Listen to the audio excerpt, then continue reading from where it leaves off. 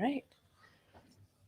All right. Hello, everybody, and welcome to Geopolitics in Conflict Show. So excited to be with you, as always, in a live stream. How are you, Elizabeth? I am actually doing You feel really better? wonderful. I do. Good. And As a matter of fact, there are some that they put a comments, all they saying, hope you feel better. well, tell them thank you. Yeah. I feel a lot better. Well, they thought I was sick too, because they said the whole team. Oh, So, well, but that's a team thing. It So is. that's how it works. So, well, I'm glad you feel better. Thank you. But did you take a lot of medication? I did not take any, but I had a very exciting weekend. What I had a did very you exciting do? thing happen. I got engaged this weekend. Oh, do you guys hear that? Yep. I got engaged to my Wow. amazing fiance this weekend. Perfect. And it was very Do I get a chance to meet him? You've met him a lot of times. I'm teasing you. I'm teasing everybody. Well, I had to check him out. Make sure.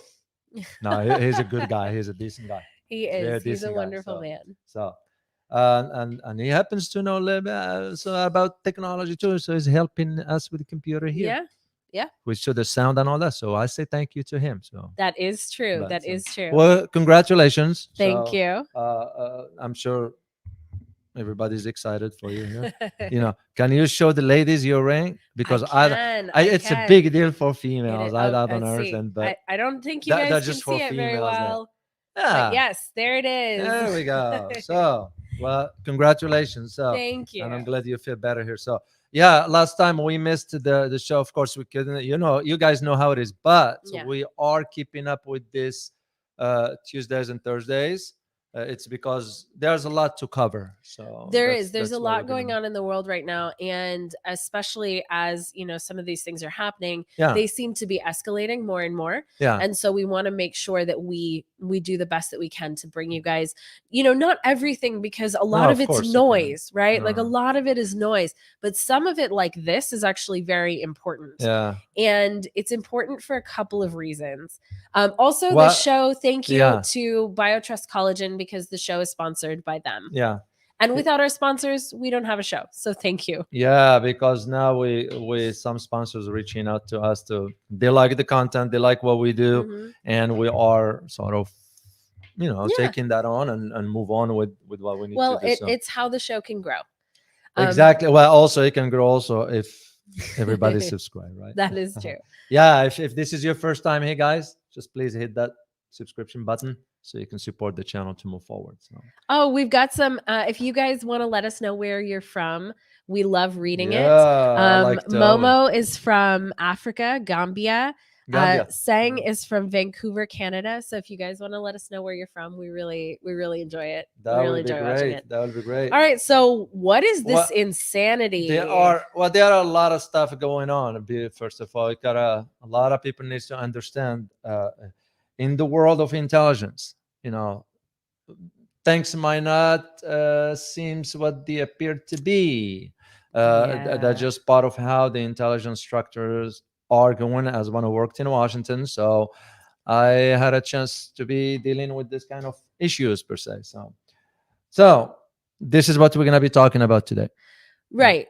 We're going to be talking about the Wagner Group. Yes, the Wagner Group and what exactly happened here. Because we have a couple of factors. The first one is Putin's relationship with the leader of the Wagner Group, let me get a picture Prigozhin. Yeah, sure. But his relationship with Prigozhin has been a 20-year-long relationship. Yeah, that's actually a really entertaining picture. It's really funny. Yeah. But their relationship has been a 20-year-long relationship. Yeah. So there's, I think, some interesting question as to why this actually happened. Yeah. There's the reason that we're told that it happened. There are the reasons Prigozhin says it happened. And then there's some key, maybe red flags or telltale flags. Yeah. But before we do that, let's first of all define what the Wagner Group is. That's a great idea. A lot of people do not know. It's not they do not know. They don't understand the structure of a group like that. So Wagner Group is no different than what other countries are doing. We doing it ourselves. Yeah. Especially we had what we call the Black Water. What Blackwater Right. was headed by Eric Prince, still exists, by the way, just under a different name. And of course, after the incidents in Iraq, which I was there physically, and I kind of just shook my head at the way Blackwater conducted itself, because it's a contractor, security contractor. It's a mercenary group. Yeah, right. So we're not talking about fuzzy puppies but it here. was the idea of how they came to be, because the State Department gave them $1 billion contract. So you start, but Wagner is no different. Wagner Group, that is no different. Where the and they both share some similarities. And again, I'm going to talk about it from the military perspective, because most of the individuals involved in both were former military. So in the case of Blackwater, they were former retired military. Wagner is no different. Wagner Group. So some of them were former military. Some of them were from prison, believe it or not. Even Yevgeny Prigozhin admitted to that. So the one thing they have is that they are highly trained. Those individuals are not your average soldier. Right. That is right. So the Russian people did give them a credit for taking down the Ukrainians in Bakhmut. So, which for all accounts, they did do that. Oh yeah, right? They were critical in doing that. In fact, I did read some stats suggesting that they killed about 75,000 Ukrainian soldiers. I couldn't confirm that, but where I checked, the sources and individuals who disclosed that won't make that. You won't make things like that. Make things up like that. So. And the global state, when that was said, I think it's like 7,500 people or something like that. Ukrainians that were killed on the front line in 10 days. I think during that time. So the group in itself, the Wagner, it's ranged between about 20-25,000. Those ones that they were involved in this so-called rebellion, we will get into that. They were about 5,000. That's usually what the group. So they're highly trained. Now the question becomes on Yevgeny Prigozhin. How did he came to be? Well, a lot of people do not know that Yevgeny Prigozhin does not have a military background. That is very interesting. He's not a. He was a chef. That's interesting. Yeah. I also didn't. Well, it's not known a lot. I mean, if you know what to look, but that's how it's all started. The reason how it started, and he became a millionaire, because he was given the contract, all the catering contracts from the Kremlin. That's interesting. That's where we've got the 20-year relationship. Exactly. So they go way back. Way back. That's why, if even hypothetically, if this to be true, he stopped short of criticizing Putin, because his beef is with the defense establishment. Right. There is another reason for why is that.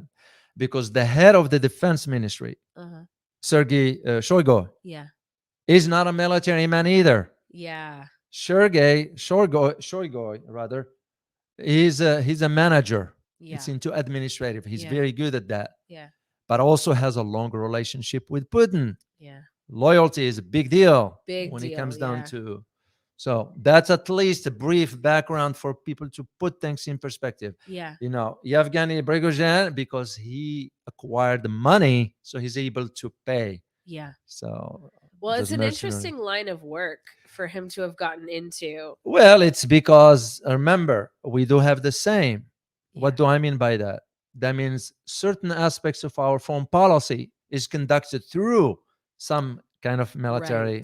Right. That's exactly what the Russians were doing. It's not some countries, not all. I shall not generalize, because I don't know if they are all countries, but the majority do that. Right. So, it's actually a surprisingly normal thing to have an enormous amount of contractors that are fighting in these conflicts. I mean, these are private companies. Believe it or not, this might surprise you, whatever. Back in 2007 or 2008, it was I attended a speech by some high-ranking general, retired general at that time from the U.S. government, and it was a big auditorium and all that. And I asked the question back then. And you know what the question was? Are we going to be seeing the privatization of the military? And a lot of people laughed. Right. They laughed at that. I still remember it. I don't take it personally. It's kind of like whatever.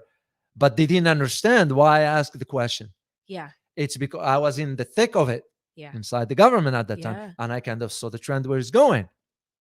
Yeah. That's how Erik Prince emerged. Absolutely. So before we keep going, I want to say thank you to our sponsor, BioTrust Collagen. Yes. So BioTrust Collagen, 5 types of collagen. I really love supplements. Supplements are kind of a big thing for me. And, I think they're very important for health overall. Yeah. And I've taken them throughout all of my life pretty much. So it's 5 types of collagen that your body needs. And for every order, they donate a meal to NoKidHungry.org. And to date, they have donated 5 million meals to No Kid Hungry.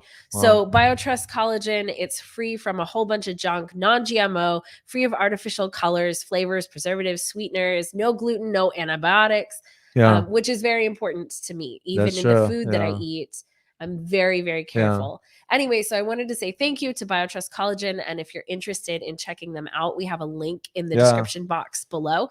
And thank you to them for sponsoring this show, because without them, these shows would not be possible. That's true. Yeah. So, and it was one of our viewers asked where he can order the stuff. And yes. So if you want to order it, there is a link in the pinned comments and a link in the description box.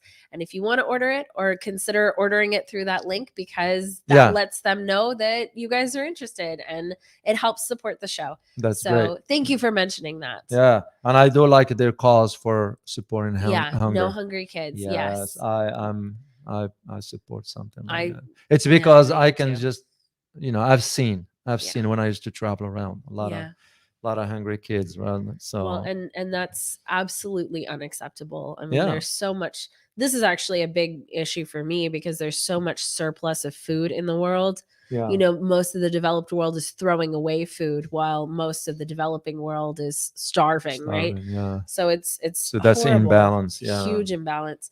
But interestingly enough, so one of the people that I'm very close to, went into one of the branches of the military and basically said that there are not enough people currently in the military to fill basically the equipment that they have.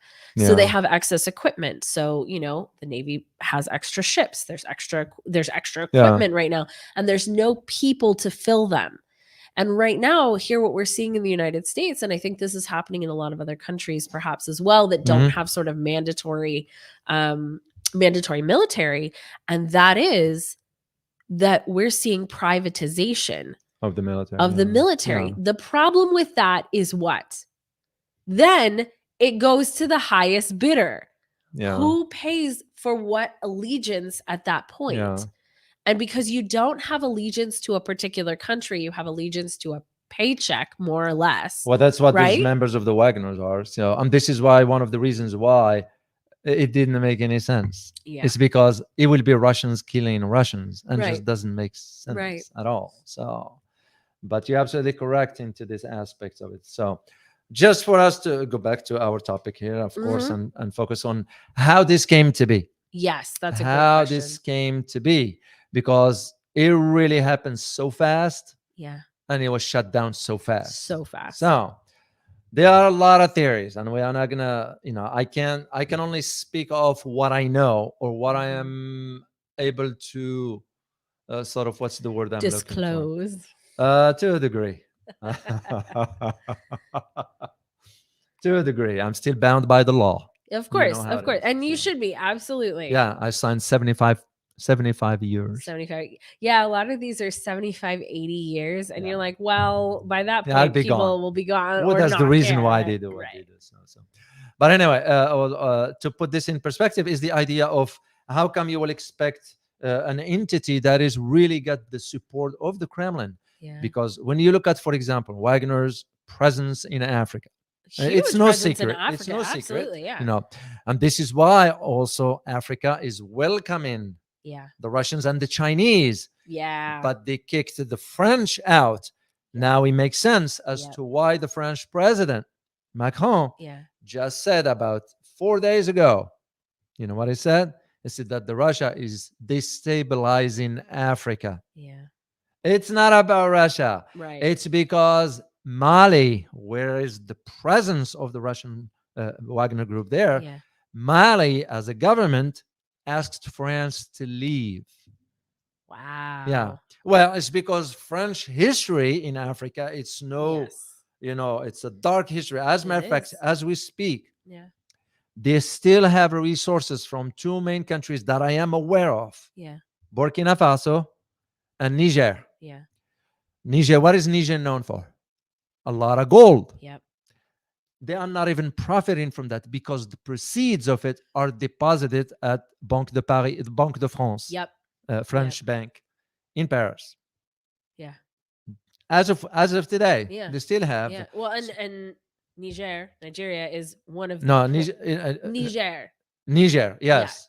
Nigeria and Niger is one of the honestly poorest parts of the world, but they are wealthy in gold, right? In gold, but they can use the profit from it at all because France. This is why France, why Macron said what he said. It's imposed poverty, more or less. Well, it's by design. I mean, you look at Africa. You know the potentials Africa has. Huge. Africa has two main things to its advantage. Manpower. And natural resources. Natural resources is the damn corruption also. Absolutely. But the imperialist countries, like the French, like the Germans, the Dutch, the Portuguese, the Americans before them, they all focused on concentrating on taking over the resources. Right. That's why we still have today. Right. The proceeds for the gold is deposited in France. Why? Well, because that's who took over that area. And you're absolutely right. It's a hugely dark history. We seem to forget how dark our history is. It's interesting. People talk about, we're kind of just now actually coming out of the dark ages. And it's funny to think about the dark ages, right? Because what do they mean when they say dark? It's not like it's dark outside. It's dark because of what humans did to each other throughout history. And we sort of forget that, but you're absolutely right. I mean, Africa is in the state that it's in because of imperialism, more or less, because a bunch of other countries came in, France being one of them, and said, I would like your resources and I'm not really going to give you much, if anything, for it. And this is where the issue now with why there's a pushback by the United States. As a matter of fact, we've been sending delegations, high-ranking officers or officials, rather. It's because we are concerned about the reception China is receiving in Africa. Well, Africa and Russia, for that matter. Well, Africa encourages both or embraces both Russia and China. But they want the US out and they want the French out. You don't hear much about Germans and Portuguese and the Dutch because that was era back then. The Belgians also, but that was back then. Well, because African argument is that African leaders, that is that, when China comes in, they kind of build projects for us. And they build infrastructure. My understanding is they also build things like schools. They build things like hospitals. They did that for Iraq, believe it or not. You won't believe how many schools they built for Iraq. Well, and that's the thing. So the U.S. came in and destroyed Iraq, and then China kind of came in and built up schools and hospitals. I argued against that. Because the chain of command is what it is. Well, and my understanding is there were actually a lot of, and I think this is an important piece of information to note, is that in any government agency or any military agency, there are a lot of good people who are saying the right things, and they aren't being heard. They aren't being listened to because they don't seem to be the ones who really are in power. But I do want to make that clear. There are a lot of people that are saying the right things. And they're just not being heard. And that shows you how system is messed up. So, but anyway, so to go back to our topic about the Wagners here. So becomes the idea of, we're not going to go into the detail what they did about the convoy threatening Moscow and all that. Well, because everybody knows that already, right? That happens. And but the big question that we need to ask, especially if you understand how the intelligence business works. There's something we all know called deception. As a matter of fact, if you look at the history of the Soviet Union, there's the one who trained Ukraine. So Ukrainian became good at it. Believe it or not, they became good at it. The only thing now that where they are challenging is that challenging for Ukraine is that now they don't know what to make out of this. Is this a rebellion? Yeah. Or is it a deception? Yeah. They are so confused now, lost. There's a reason to why you could consider it a deception. And remember, guys, we are just expressing our opinions. Those might not be the facts exactly how it is. There are certain things that it's going to take time for us to know about all this. Absolutely. This kind of operations, it'll take a while. Right. No matter what you're already hearing in Western media, oh, this exposed the weakness of Putin and threat to the regime. It's nonsense. Right. I'm here to tell you. Very clearly, so there's an interesting piece of information, because you're absolutely right. We're not in those rooms. No. We don't talk to Putin. We have no idea. Right. So all we can do is take information and make what sense we can out of it. So this is obviously just our opinions. Yeah. But it's very interesting to me that there are no charges being pressed. There are no. They were dropped. Everything was dropped, right? Everything was dropped. More or less, everything was dropped. That's and true. Overnight, I mean, Putin in his press conference doesn't look very happy, but overall, everything was just kind of smoothed right on over. Yeah. And that to me is very, very interesting, because had this been something, I think, more serious, it would have been handled more seriously. But there's very clearly some interesting internal politics going on. Well, like every other country, Russia is no different. There is a power play inside the Russian, like I disclosed in the book. And I did the funny why I always do this when I write about countries. I put the brief description about the structural frame of the government. Why the government is structured. So, and what I disclosed in the book at the time is that Russia is no different than other countries. The Russian Federation has also its pulls and push among the elites. This is why Yevgeny Prigozhin ends up being in the circles. Is because he was approved. He was not only by Putin, but also the other circles. That's how he became a millionaire and so forth. So why, to go back to the idea of why Ukraine does not know what to make out of this, rebellion or a deception. Where did Yevgeny Prigozhin went? He went to Belarus, which Belarus, by the way, a lot of people do not know that it used to belong to Poland. Yeah. It's actually very interesting to see how these areas have shifted around. Belarus, and it's the name of it. If people really understood the way that part of the world has shifted around, I think they'd be way less surprised by what's happening right now. Right now, that's correct. Given also the history of the Russian, of the Soviet Union, back exactly, then and so forth. Exactly. And there is a reason why. Again, there is a reason why President Putin, when he gave the speech to the nations, mentioned the Bolshevik. 1917. It was for a reason. Because all this, historically speaking, was fermented by discontent, of course, and the lack of the attentions from the Tsar, Nicholas II at the time, and how things were. That was a reason why he mentioned this, to ensure that we've seen this before in history. But again, whether it was a failed coup, or it was a deception, it serves one purpose. Putin is good at that. He's good at understanding. A former KGB, you understand how they. As a matter of fact, again, some people might not know the background of President Putin when he was a colonel at the KGB. It was one particular incident that took place in Eastern Germany at the time, when everybody wants to storm the building. Guess what? Back then, Colonel Putin did. What? He came out of the building and addressed those people and said, "There are bombs inside." Tricked them. That's how he survived. Very interesting. You understand the dynamic. So to move the masses emotionally one way or another, he's very good at that.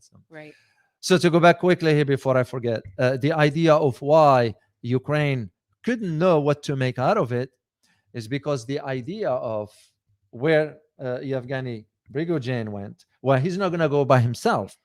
His troops will go with him. So if you are, and this is just a scenario for you to consider, take the 25,000. Okay? And move them all the way to Belarus. What do you have in Belarus? You already have about 50,000 Russian troops. You add 25 to 50. What is the number? 75,000. Almost 80. Yeah. Make it 80. Yeah. And you look at the map. I wish I could have pulled it up. You look at the map, the distance between Kiev and Belarus. Mm-hmm. Yeah. Very, very close. Yeah. So how is that, do you think, is going to bode for Ukraine if those forces go down and take over? Because, and again, I am thinking outside the box. Yeah. If I am to put myself in Putin's shoes, I will be saying to myself, with this fight in the south, in Bakhmut, Kharkiv, and all this, it will make more sense for me to take over Kiev. Once you take over Kiev, it's over. Yeah. Because we already know Ukraine now, it's considered, this might shock you, it's considered the failed state. Really? Yeah. You don't hear much about it in the West. No, you won't. That's interesting. Although I personally agree with that statement. Yeah. Yeah, it's a failed state given what's going on internally. Absolutely. So, and for how long now? Well, it's been with all the corruption. They had everything going forward back in before 2014. You're right. And here's the thing that kind of bothers me a lot about the situation and the way it's been covered. Is that people here in the West didn't even know where Ukraine was or what it was before this started. But the people who did knew that there was massive corruption already. Oh, it was. And you know who else isn't a military man? Zelensky. Well, he's a comedian. Right? He was a comedian and he was an actor and he's a president, but he doesn't have military experience. And so it seems very odd to me, and he's dressed in his military garb and all of that, but he doesn't have military experience. No, he doesn't. He's a comedian. And basically what we did is we propped him up to put a figurehead, because we all know he won't be able to make any decisions. Right. And he can't make a decision. You're right, because he actually can't. No. He doesn't have education. He doesn't have experience. And so with what would he be making those decisions? That's true. With what knowledge, with what ability would he be making those decisions? Yeah. And this is where to me, thinking outside the box, it'll make perfect sense. You move all the troops there, you take over Ukraine, you take over Kiev. Once you do, that's it. It's over. What the West going to do? What makes it, even for me personally, and this is my personal opinion, what makes it plausible is that the tactical nukes are already in Belarus and deployed. Yeah. So if you are to think strategically, I'm going to move my troops over there, take over this. If NATO ever entertain any idea of sending forces, the tactical nukes are there. Yeah, they're right there. And mark my word on this. Yeah. Russia will deploy the tactical nukes if their security is threatened. Yeah. Which I very much hope does not happen. I hope not. Absolutely. For the sake of humanity. I agree. But at the same time, what should we expect? Yeah. You keep pushing. Yeah. I mean, we promised. This is what gets to me. Yeah. As to when we talk loud, vociferously about the rule of law and all this, and we couldn't even absorb it ourselves. When I say we, the collective West. We said that after the fall of we said this before, the disintegration of the Soviet Union, we will not, as a matter of fact, we gave the promise before that we will not expand eastward. And then what happens? You go to Russia's doorsteps. Yeah. Could this be also what China is watching for regarding the Taiwan? Well, and that is why they're doing what they're doing. Right. No, I can see the logic for it. I can see it too. And we look at this situation, and it's very interesting. Zelensky actually came out. I have this video. I'll pull it up for you guys in a bit. But Zelensky actually came out and he said, I'm here to stop, the Russia from invading everybody else, right? From invading the rest of Europe. Poor soul. He's like, so ignorant. What? I don't think anybody really bought that, but he was like, Ukrainian soldiers and Ukrainian tanks, and Ukraine is standing in the way of Russia invading the rest of Europe.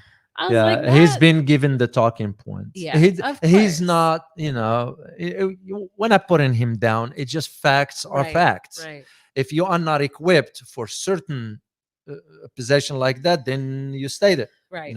And he's one of those. Yeah. As to Europe, well, Europe is shooting itself in the foot. Look at just economically where things are. I mean, the Bank of England. Look at where we are. Yeah, well, we're no different. And let alone what's coming next for our presidential elections. It's like, where you see that, you say to yourself, is this what America has to offer the world as far as leadership? Right. Oh my God. We don't. I shake my head. I shake my head as like, it's pathetic that you tell me in over 200 million people, they are not smart people. There are. But they don't want to be sucked into corruption, because that's what the system will do to you. Well, and it's the illusion of choice, right? Yeah. So we think we have these big choices. We think we have all the choices in the world for presidents or for our elected officials, but we don't. No, we don't. We really have the choice between two people, more or less. We have the choice between two people who were more or less selected for us. Yeah, by the Electoral College later on. So, literally, why the heck we have Electoral College to begin with? If we are to say, or the Constitution said, one man, one vote, then why Electoral College is the ones deciding? Hypothetically, my understanding is the Electoral College actually exists so that if there was a candidate that was particularly, I don't know, charming or whatever, but that, could pull the wool over the eyes of the people, they couldn't pull the wool over the eyes of the Electoral College. Yeah. But the Electoral College votes the way that they what makes you think the Electoral College is going to do the right thing by voting what's good for the people instead of what's good for their interest? This is no different than how the whole Constitution started. Yeah. Don't get me into this. That's another topic for another day. Absolutely. Yeah, it's because it's frustrating. Yeah. It pains me to see where our country is headed. Yeah, me too. Me too. If I'm being honest, it really does. It really saddens me. Yeah. But at the same time, I will not stop criticizing the government when the government does wrong. Yeah. That's the duty of a citizen. Agreed. That's the way I see it. Well, the thing is, if you don't, so there's an interesting phenomena that happens where, if stuff is hidden, then there's no light shined on it. That's and true. Nothing can be done to clear it out. And I think we're at a point here in the United States, we're watching the decline of an empire. And you see a lot of really intelligent economic people really talking about this. And, you even have Janet Yellen basically being like, de-dollarization is happening. Oops. Sorry. They're not even apologizing, but they're admitting that de-dollarization is happening because you can't not admit that it's happening. It's happening whether you want it to or not, right? That's true. And so we're watching the decline of an empire. We're watching the decline of a hegemony. Yeah. And the straw grasping that's happening to keep it in place. Yeah. Because, and had the US responsibly kept its hegemony, I think it wouldn't be that big of a deal, but it's been wildly irresponsible in that. But if you don't say anything about it, then nothing has the opportunity to change. That's true. I'm preparing an analysis for the viewers about the 6 or 7 signs of a demise of an empire. Yeah, I just finished it yesterday. So be on the lookout for that video, guys. It's really an in-depth analysis that took me a while to put together. So, but again, that's what our viewers will expect from us. Absolutely. And I'm a believer of equality of information. So absolutely. So let me go back to the Wagner, because there's one point we need to mention. Okay. And this one, and I saw it from 2 sources. Yeah. Usually I won't be surprised. Yeah. But I saw it from two different sources. One of them has to do with an amount of money that's been presented to Yevgeny Prigozhin. Yeah. One of them says 6.4 billion and one of them is 6.2 billion. So probably in the 6 billion range. Yeah. Knowing what I know, the 6 billion is not that much. Yeah. No, not for people like this, it's not. This is with the assumption that he was accurate as far as it was a failed coup and so forth. Yeah. But 6 billion is nothing for what the achieve for the objective. Yeah. If that would have taken place. Yeah. Because the problem we have in the West with Russia, it's not the Russia having a problem with the West, it's the West having a problem with it. Is we want to take over the resources. Yep. That's yours. And we want to break up the Russian Federation into, because it's big. Yeah. Very big. But the natural resources is the key. Yeah. And this is what makes us think in terms of we have to keep Europe under our thumb. Right. I mean, look what just happened. Actually, 48 hours. Did you ever heard about it here in the news? There were demonstrations in Ramstein. Yeah. Base in Germany. No, we didn't. Yes. They want the American military out. Yeah. And we have over 30,000 troops in Germany. So that begs the question. If those 30 troops are by invitation, what does it say about that government? Right. And vice versa. Yeah. If the troops are there, this is like exactly what I see is going on right now with NATO opening an office in Japan. Yeah. It's going to start that way. Right. It's same thing that NATO is doing right now in the Sahel area in Africa, which is in Mauritania, cross all the way to Sudan. Yeah. That whole region. NATO wants to establish bilateral relations with Mauritania. Why? Well, because who's next country to Mauritania? Is Mali. Who's in Mali?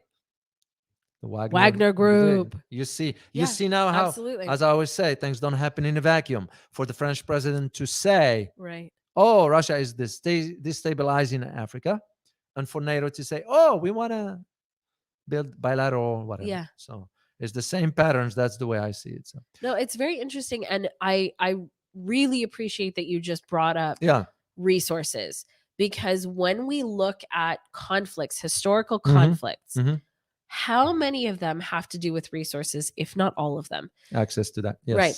Access to resources.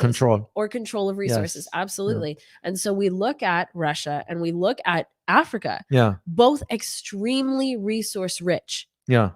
And you're absolutely right. This is actually not talked about in the West, I think, enough, is the amount of resources that China actually controls in Africa right now. Yeah. So all of the uranium mines, either all of the uranium mines. Well, wait a minute again. Wait a minute. Okay. You use the term control. Well, when you say control, hold on a second, because we got to clear it up here. Okay. If you're saying control, is it at their own will, or is it control in a way that in coordination with the local government? So I don't think that. So I'm talking about economically, okay. Right? So yeah, but I agree with you. It is in coordination with the local government. Okay. However, even the IMF is, when it goes in, it's in coordination with the local government. So I'm not always the biggest fan your point. Yeah, of whatever the local government is. Which is exactly what happened with Argentina and Brazil. Exactly. That's why the population is against the government, because the government agreed. The government has been pressured. Right. Yeah. Right. Well, in this case, is because we want to keep them in debt.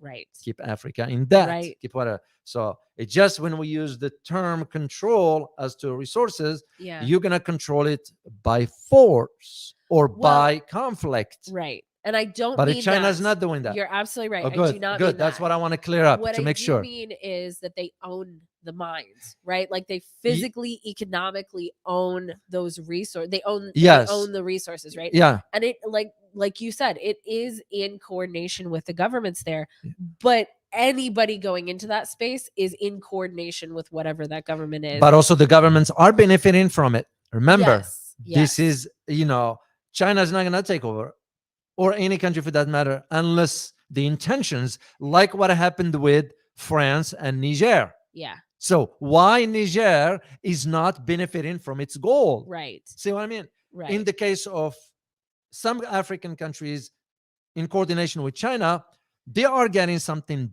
back or something in return. Right. They got in highways, they got in bridges, they got in brand upscale airports and so forth. So absolutely.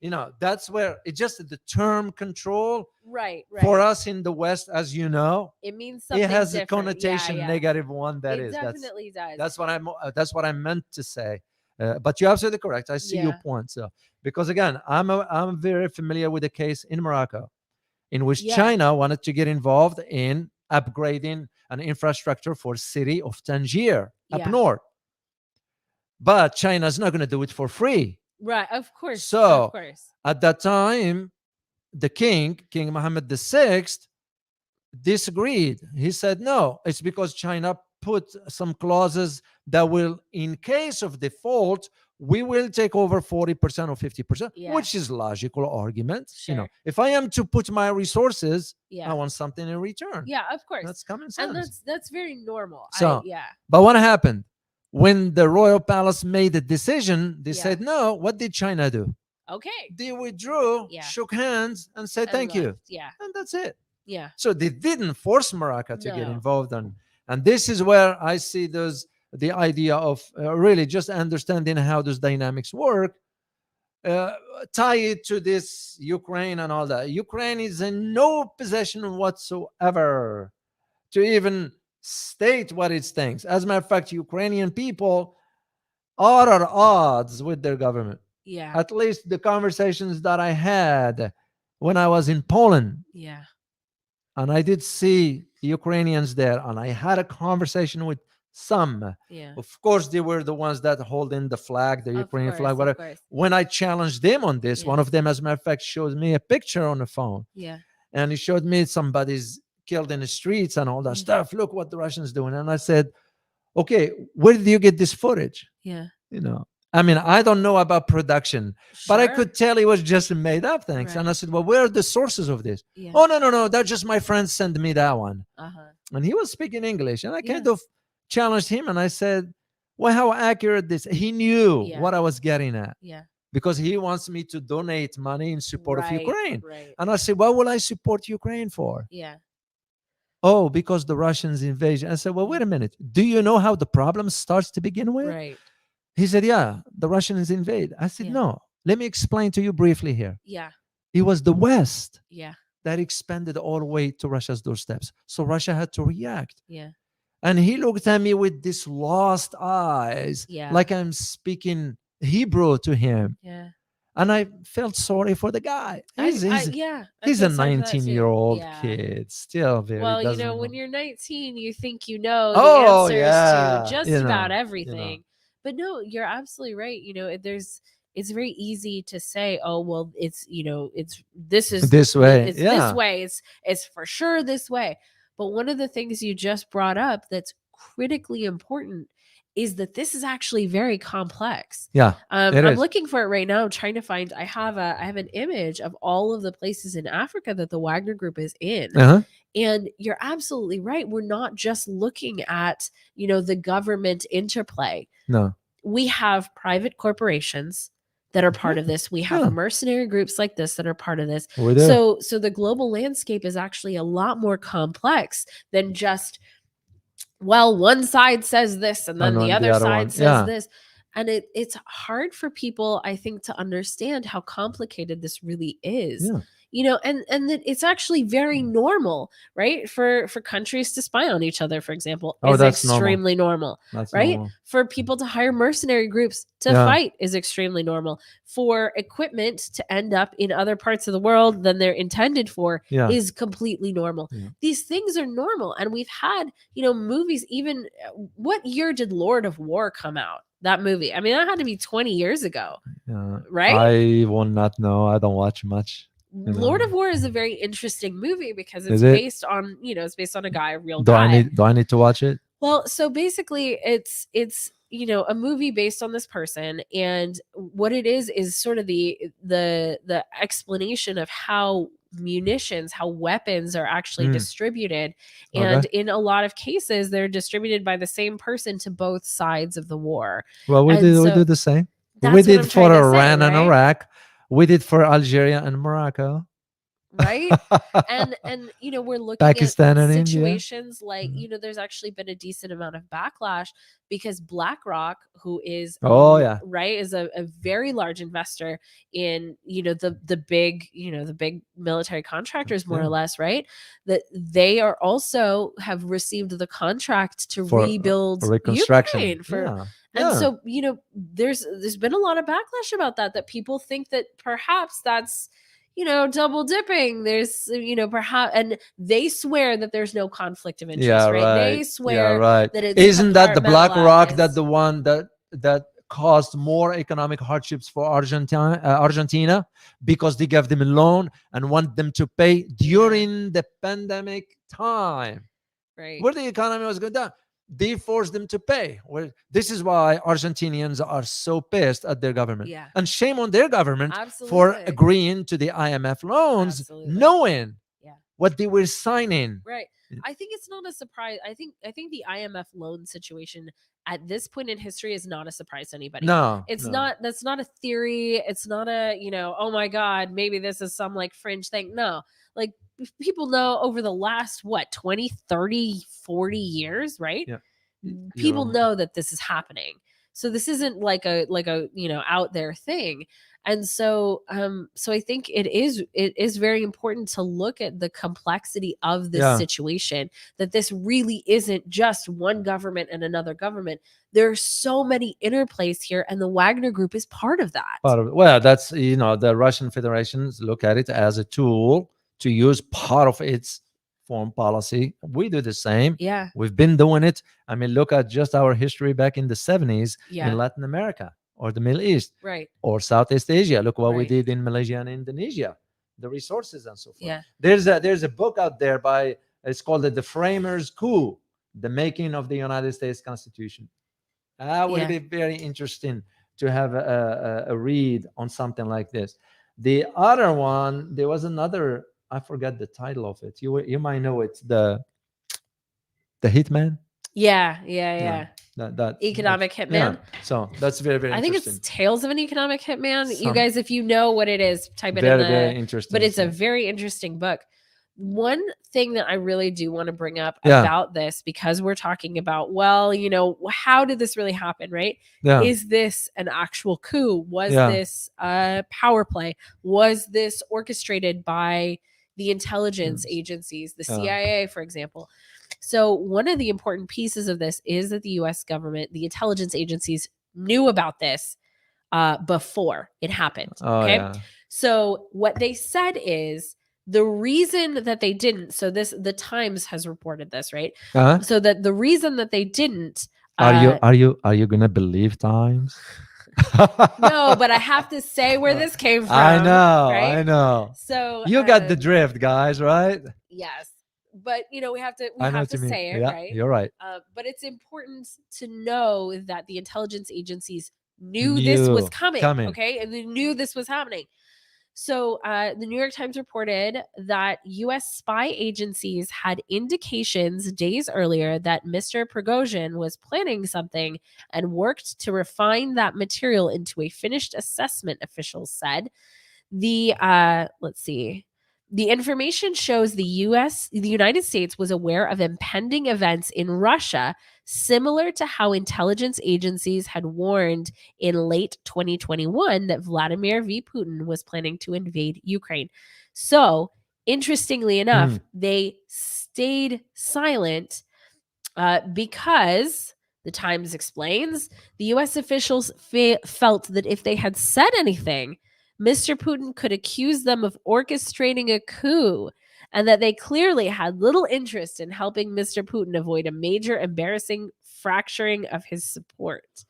So it's interesting, right? Yeah. So, I get the argument, but, it's the same thing they said about Nord Stream 2. Right, right. But they couldn't say that about the fall of the Berlin Wall because they didn't know. It was still after the fact. Or the demonstrations in the Tahrir Square in Cairo. The intelligence community didn't know squat about it, despite the satellites and all that stuff. Because there's one thing that is very crucial. Why do you think the Russians have a good intelligence services? is because the human element. Yeah. There is the human Well, element and of it. Putin was Kremlin. Yeah. So There is he understands So spy work it's pretty the, well. satellites and all that won't cut it. Yeah. So, and this to tie it back to the 6.2 or 6.4 Yeah. billion. Whichever it is. Yeah, whatever it was, right? That's what I'm saying. I'm not, the amount is nothing. Yeah. The only funny thing about this now is that it was a tweet. Somebody was following me, and tweet sent me down and said, the Pentagon does not know where the $6.2 billion went. The CIA does not know where the $6.2 billion went. Yeah.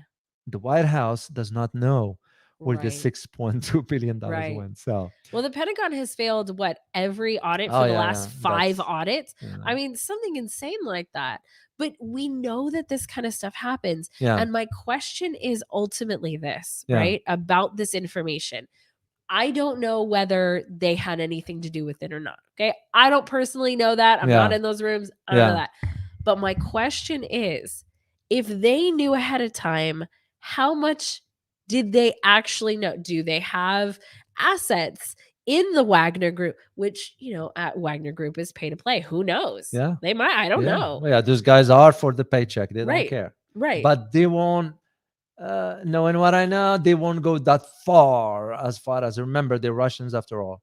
So then how did they get that information? Right? Yeah. Is it spy, right? Is it satellites? What is it? Exactly. How did they get that information? And that's something we'll probably never know. It takes a while for this thinking about. Yeah. And it takes a while for this to sort out. Right. Stuff like this. I mean, you remember now certain cases as far as the what it was between the West, East and West back then with the intelligence service. Certain cases just made it to the surface now. Recently. I mean, you look at the declassified papers as far as the speech that James Baker, former Secretary of State, gave in St. Catherine Hall in the Kremlin. Yeah. They just got declassified. Well, how long ago was that? James Baker was when Bush was in office. So that tells you it takes a while for some. So for something like this, that's why we're saying, was it a rebellion or was it a decoy? Right. No. Right. And again, I am seeing, and again, just my opinion, I could be wrong. And if I'm wrong, I'm wrong. I'm not admitted, of course. It just, to me, put in the pieces that you already have troops in Belarus. Yeah. Then you deployed your tactical weapons. Then now you add the Wagner, and the distance between there and Kiev is shorter. Yeah. So no, I think you're absolutely right, because that's just everything one of is the strategy. Thinking. So every single piece of this is strategy, and there are pieces on the board that you and I and all of us here don't know exist. And there are things going on behind the scenes that we don't know exist. No, and especially matters of intelligence, usually it tends to, and believe it or not, despite what you hear and read, whatever, intelligence agencies, they talk to each other behind the scenes. I'm sure they do. So, well, and we just had the CIA director going to China to meet with his counterparts, right? So they do talk to each other. They do. It just sometimes where the problem is, I want to say thank you to somebody. Also, guys, if you have questions, in a couple of minutes, we're going to take a couple of questions. So if you have a question, put the word question in front of it. And we'll take it in a second. All right, let me get to that. Thank you. Oh, Raphael, we haven't seen you in a while. Thank you, Raphael. Raphael, I do not have any connections. Russia put this coup together in order to locate every leader in the government who has connected with the West, period. That's very interesting. That's plausible. Yeah, that's plausible. So, but the idea of how the what was I going to say? The intelligence communities talk to each other. No, it's because sometime in our case, I can't speak of other countries, because you see this more from our government, but not others. Right. Like the Germans do it, the German intelligence services, the French, the Chinese to a degree, but not in comparison to our government. What do I mean by that? It's because we want to use the intelligence as a tool, part of that foreign policy, which is problematic to begin with. You can't turn your foreign policy to your intelligence services. Right. Intelligence services are there for a reason. Right. Their role, their duty, their whatever, it's in support of the foreign policy, not becoming the player in the foreign policy. That's where I see the problem with us here. I think that's really interesting, because I remember reading an article. It was from a reporter that was very credible. I don't remember his name. You might remember it as soon as I say this. But I remember this, actually reading this a few months ago, and he was basically talking about the fact that Biden was not reading the presidential daily brief. Seymour Hersh? Yes, that's right. Because his sources are inside the intelligence community. And in the case where our leaders are not reading, and granted, the intelligence community is responsible for choosing what's in that. Actually, can you explain to everyone really quickly what that is, what that document is? The PDB, Presidential Daily Briefing. That's usually a brief assessment of the last 24 to 48 hours, what's going on around the world. Those are of a strategic nature, but usually that information is collected through different sources, including SIGINT, signal intelligence, human, and isnt, electronic stuff and all that, and presented in a bullet points, and usually the CIA director or the acting director or some top analyst sent by the CIA to brief the president. You got about 5-10 minutes. That's about it. Just to tell the president. So the president needs to be aware of what's going on, so he or she can make a decision as to what the priorities are. But not all the time the president gets this, because it's who controls the information. And why am I bringing this up? I'm bringing this up about, for example, the UFO. You've been hearing about UFO and all that stuff, and UAP, it's now called, or something, whatever. It's just fear mongering, no more, no less.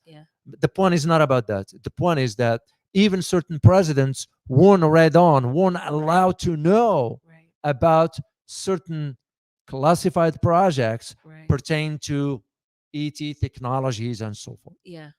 That just to show you that president might not even have the access. PDB is no different. Well, and so that's what we're talking about in terms of being able to create foreign policy. Because the intelligence community, you're exactly what you're talking about. They're intended to support making sound policy decisions and protecting whichever country they're working for, right?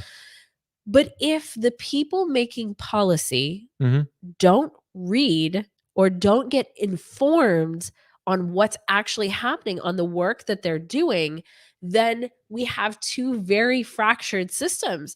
We have a system that's operating primarily on its own, because the thing is, the intelligence agencies, they're smart people. These are smart people. And a lot of them, I think, are very good people. Some of them, I think, are not good people. Bad apples everywhere. Right. But most of them, I think, are good people. Now, if you were in an intelligence agency, which you're not, I'm not, so we don't know this for sure. But let's say your work wasn't being heard by the people who are supposed to make that policy. Let's say you were not being heard. Let's say those policies were not being enacted. Could you see a world where, in that case, you have agencies talking to each other and doing things in their own ways? Well, they could, but there will be breach of protocol. I mean, I get that. It's because the chief of this, if the intelligence is appointed usually by president or whatever system you're in, and they report to the press. So this is why I am thinking, even hypothetically, if this to be a failed attempt coup, this is just a hypothetical. Was Biden aware? I don't. And that's the thing, because the CIA was aware. Right. The intelligence agencies were aware. Was Biden aware? I mean, he went on and said, "Oh, it's not us. For sure, not us." That's just window dressing, because he might not even say that, right? He might not even be able to process the information. Wow. I mean, no offense to the guy, but we call spade a spade. So the fact that the White House came in and said, "Well, the president reached out to allies about the Russian situation," it just doesn't make sense, because they have to say Right. Once again, that falls back to that issue of unity when there is no unity to begin with. Right. Right. And there really isn't. But I do think that it's interesting that they did know ahead of time, and that they put out basically that, we know that we knew ahead of time, but we didn't do it. Yeah. For sure we didn't do it. It's because if they don't say that, people are going to think they did it. That's one. But second, it will show their incompetence. Right. They couldn't, because that's exactly. Oh, that's an interesting point. Yeah, it's because that's exactly what happened to the Central Intelligence Agency when the Berlin Wall fell, or when the demonstrations in Tahrir Square took place in Cairo. They didn't know. Yeah. Well, that's also very interesting. You're absolutely right. It's the incompetence. It was that because they obviously didn't say anything ahead of time. Yeah. Was that something where they actually didn't know, but said that they did to look better? What are your thoughts on that? Well, that will become also deception on their part. Intelligence agencies it's an intelligence agency in the business of deception. Yeah, it's literally their job. It's because an average Joe, average Jane, they're not going to be thinking in those terms. They're going to just absorb whatever they've been told. Absolutely. I mean, you look at it just right now, how things are regarding, just like what you mentioned at the beginning of the show about supplements and the healthy stuff, whatever. The government's not going to disclose what they do. No, of course not. Yeah, pesticide stuff. The thing is, if they did, so this is actually my issue with, this is the reason why. Okay, so I'll phrase it this way. Yeah.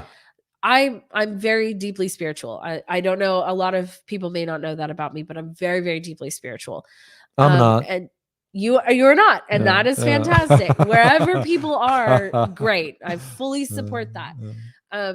But I was listening to Deepak Chopra, who I don't listen to very often, but I was listening to him once, and he said something like, this was right before the presidential election between Hillary Clinton and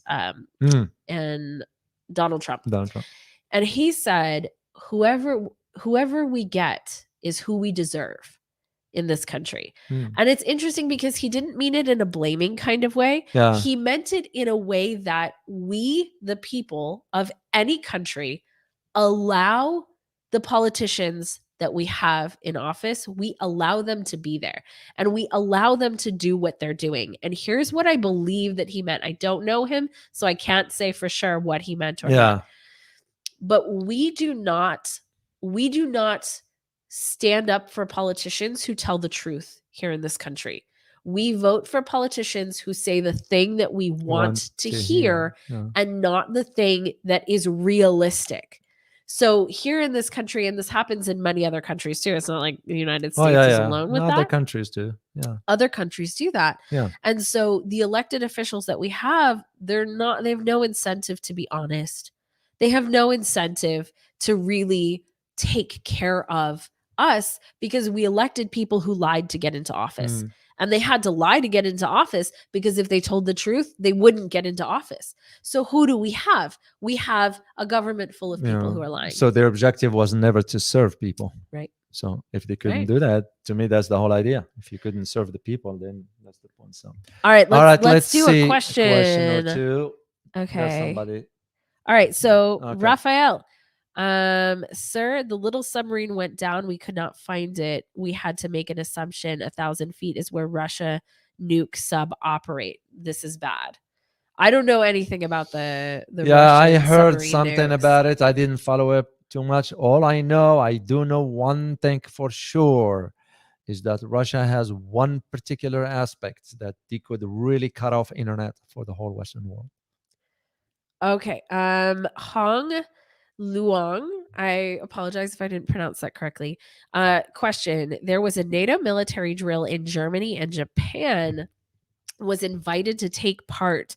I haven't seen much about it on the media. Can you tell me your thoughts? This was about a week or two ago. Yeah, it's because that's how they want to lure Japan into subscribing to the notion, not becoming a member of NATO, but subscribing to the notion of the partnerships. Usually that's how it's always going to start. I said this from the get-go. NATO's opening an office in Japan is not for administrative tasking.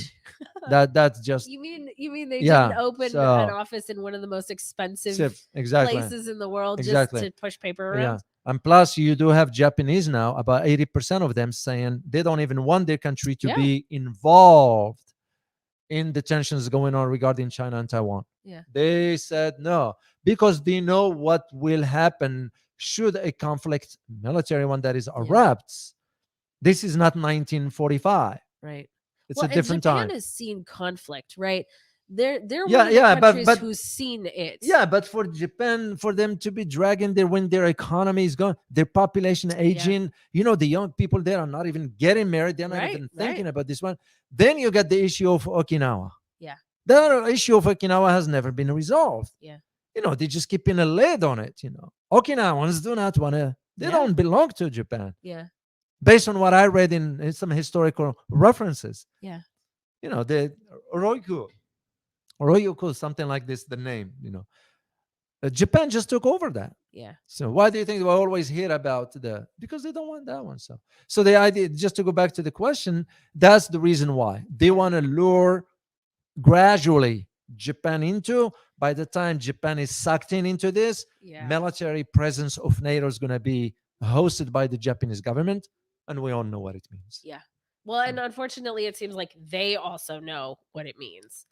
And, well, apparently their prime minister, Fumio Kishida, doesn't have the I don't want to use the term here, but doesn't have the strength or the courage to take stand and say no.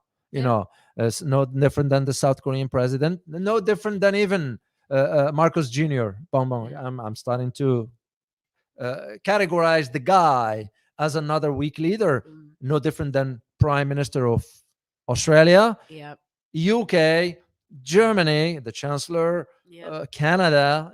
They all fall in the same category. So. Okay, one more. I'm sorry, I cannot read your name. As average people are not capable of adopting a president. You won't be able to read the name either, David. That is by design. Okay. You're only fooled to think it's a democracy. Good work. So, I mean, I honestly agree with that. No, he's right. He's right. Yeah, because as an American. And thank you for your super chat. Oh, yeah. Thank you so much. As an American, I am hoping that Americans will wake up and realize that democracy, it's nothing but an illusion. Right. It's the illusion of choice. Yeah. Absolutely. There is no, if you couldn't vote for the person you want, I vote for A, an electoral college pick B. What the heck is this is all about? Even the fact that the way that it works here is that you have basically more or less two candidates, right? So, there's everybody who runs for the Republicans and everybody who runs for the Democrats. And then there's like a hypothetical, you can, run independent if you want, but independent never, you will get nowhere. You're just never going to get anywhere, right? No. So it's either one of the two parties. Who from the parties is deciding who to put up or not? We watched this happen with Hillary Clinton and Bernie Sanders. A lot of people really liked Bernie Sanders, and a lot of people really didn't like Hillary Clinton. And so what the Democrats more or less did is they completely cut Bernie's legs out from underneath him. Yeah. Those are two people in the same party. And they saw that a lot of people really liked Bernie Sanders. Yeah. And so instead of letting what the people wanted, instead of letting actual nature take its course, right? Their own party sabotaged Bernie Sanders. Yeah, it's just an illusion. There is no democracy. It's just bravado, no more, no less. That's the way I see it. Yeah. As I always call it, a consumption of ink. Absolutely. No more, no less. So. Absolutely. Well, guys, we're going to be on tomorrow because we missed a live stream last week. So we will be on tomorrow at 11 a.m. So are we doing one tomorrow? Yeah, we're doing one tomorrow and Thursday. Oh, okay. Wednesday is not normal. Thursday at 11 a.m. Tuesdays and Thursdays at 11 a.m. live stream. And let us know in the comments what topics you would really like us to cover. And we'll take them into consideration. All right, guys. I hope you find it very informative, and we look forward to seeing you next time. As always, prepare yourself for changing world order. Till next time. Bye-bye.